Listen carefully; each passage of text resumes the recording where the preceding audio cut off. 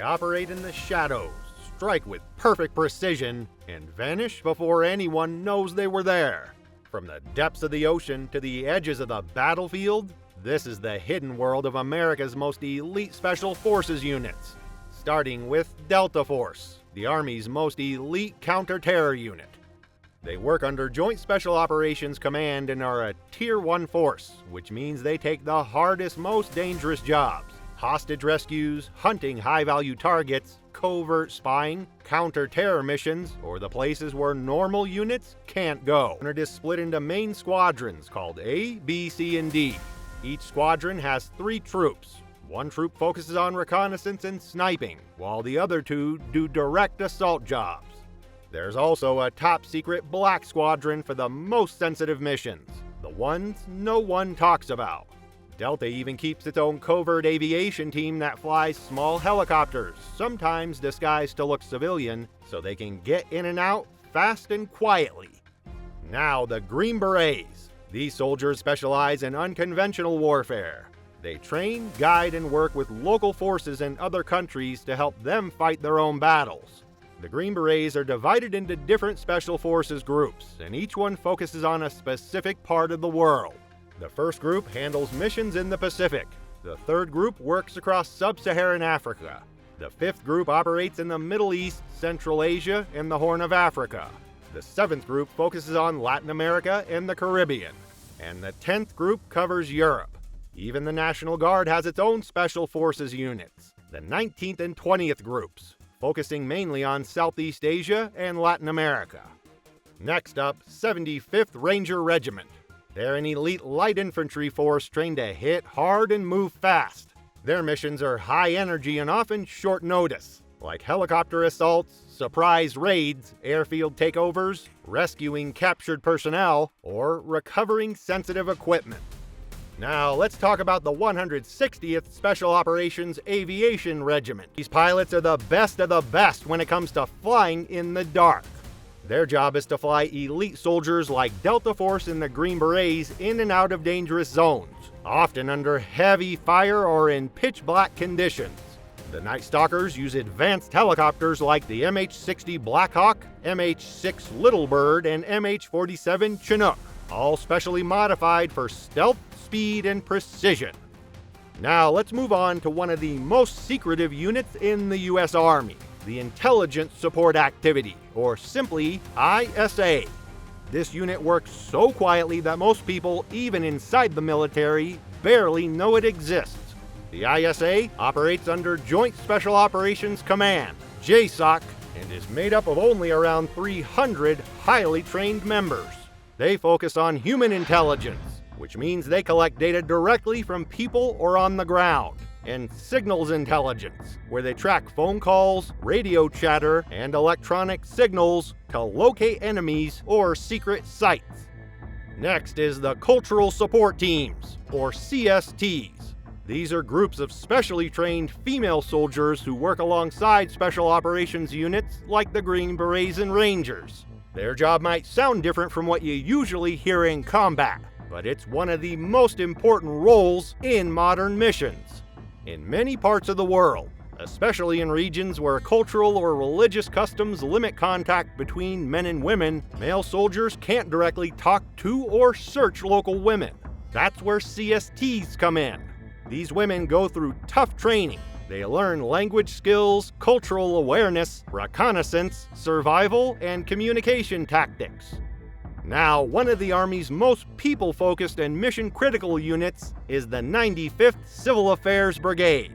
Unlike other special operations forces that mainly deal with combat or direct missions, this brigade focuses on the human side of warfare and peacekeeping. Their main job is to connect the military with civilian communities, making sure operations run smoothly without causing unnecessary harm or disruption to local lives. Soldiers in the 95th Civil Affairs Brigade step in during both peace and conflict. You'll often find them working side by side with local leaders, humanitarian groups, and even international organizations, building trust and ensuring that people's needs are met while the Army completes its objectives. Now, let's talk about one of the most famous special operations forces in the world, the U.S. Navy SEALs. The name SEAL stands for Sea, Air, and Land, which perfectly describes where these warriors operate. Basically, anywhere. Whether it's diving deep underwater, parachuting into enemy territory, or fighting through urban streets, SEALs are trained to handle it all. Their main missions include counterterrorism, reconnaissance, hostage rescue, and direct action raids, often in some of the most dangerous and unpredictable environments on Earth. They're the ones called in when a mission needs to be done fast, quietly, and with absolute precision. Each SEAL team is made up of smaller platoons that can deploy on their own for missions worldwide.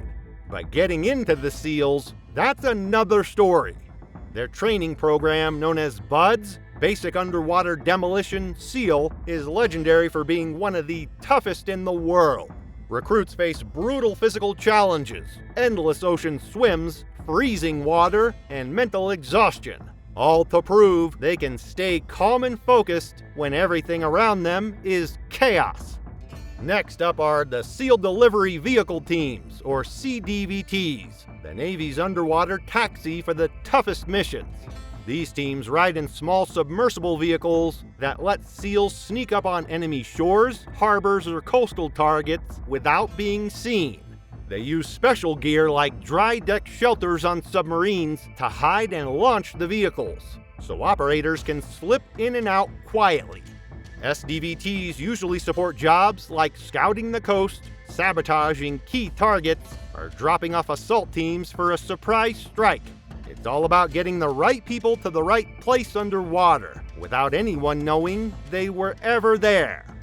Special Warfare Combatant Craft Crewmen, or SWCC, the Navy's fast boat experts who make SEAL missions possible on the water. These sailors drive and care for the high-speed boats that drop off and pick up SEAL teams, and they also provide gunfire support when things get hot. SWCC crews know how to navigate tricky coastlines and rivers, handle heavy weapons, and pull off fast approaches or sudden escapes under fire.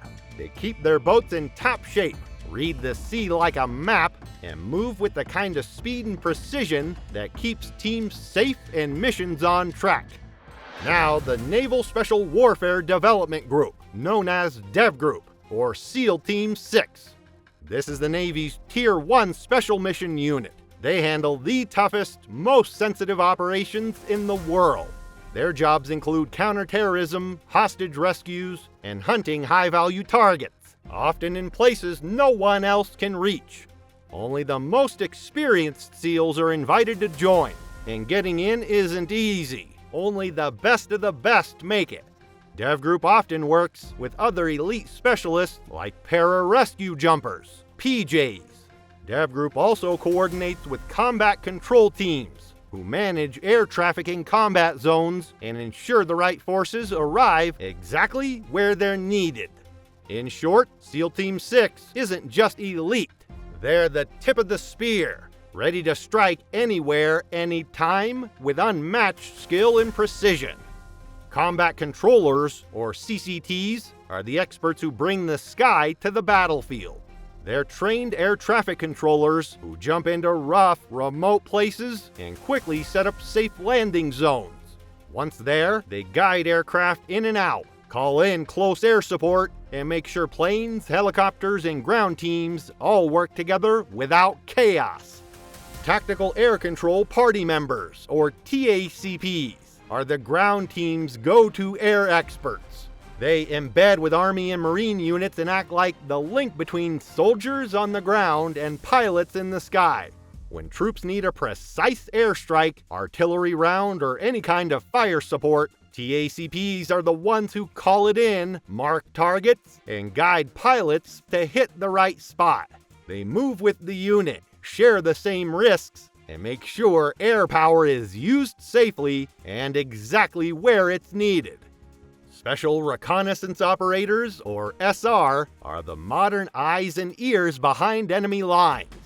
They took over the role once held by Special Operations Weather Techs, but today they do much more than just weather reports. SR teams collect detailed info on weather, terrain, and enemy activity, map out routes and landing zones, and feed that data to commanders so plans happen with fewer surprises.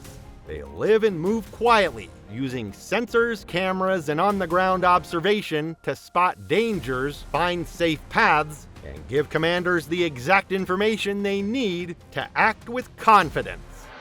The 24th Special Tactics Squadron is basically the Air Force's top-secret task force that brings together several elite skills into one tight team.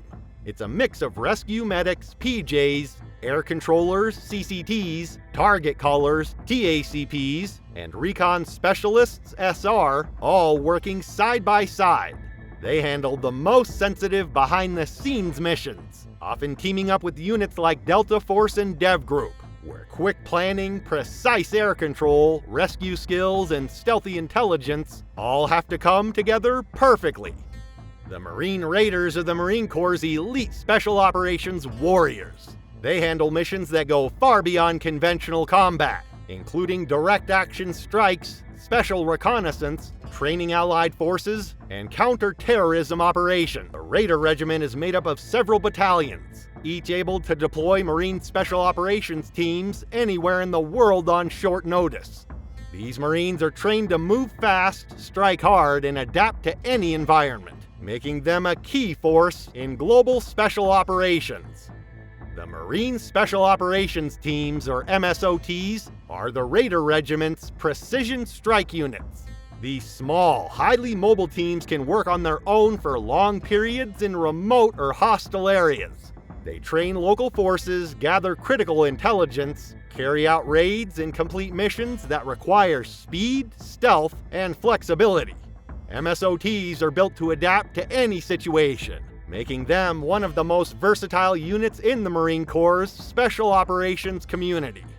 The Joint Special Operations Command, or JSOC, is the organization that brings together the military's most elite units under one roof.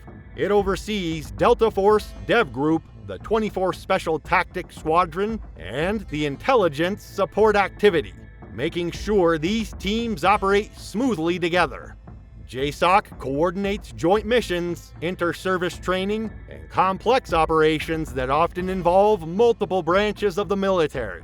Many of their missions are highly classified, working closely with agencies like the CIA to tackle global threats that require precision, secrecy, and unmatched expertise. The Coast Guard's Deployable Specialized Forces, or DSF, are the service's elite units for handling high-stakes missions on the water. They're trained to respond to maritime security threats, counter-terrorism situations, and dangerous law enforcement operations.